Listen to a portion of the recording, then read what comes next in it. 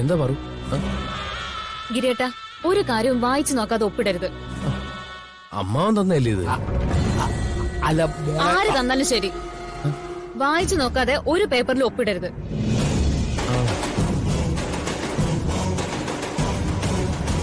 പ്രത്യേകിച്ചും നിയമപരമായ ഡോക്യുമെന്റ്സ്.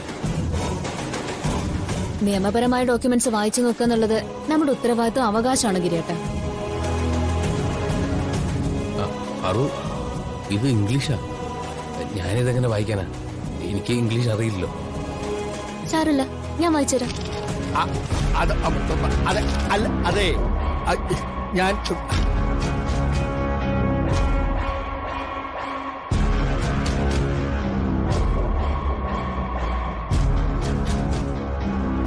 അതെ ഞാനേ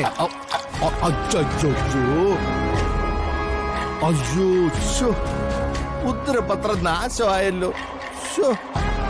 മുഴുവനും ചായ ആയി പോയല്ലോ. ഇതിനി എന്ത് ചെയ്യാനാ? അയ്യോ,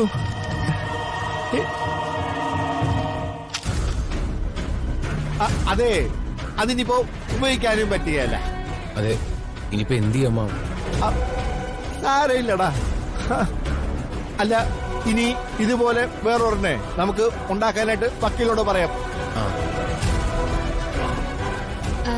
അല്ല, ഇത് എന്ത് ഡോക്യുമെന്റ്സ് എന്നാ പറഞ്ഞത്?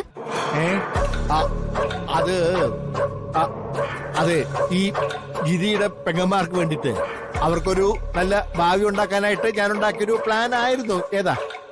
സാരമില്ല, പുതിയ ഒരെണ്ണം ഉണ്ടാക്കാൻ മോനെ. ഓ,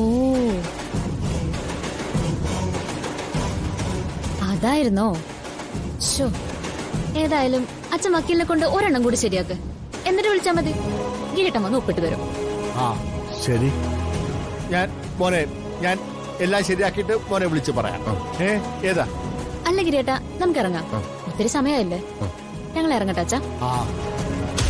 എന്റെ പദ്ധതികൾ കുറവാക്കിയില്ലേ? നീയൊക്കെ നിന്നാലെന്താ, നിന്നില്ലെങ്കിൽ എന്താ?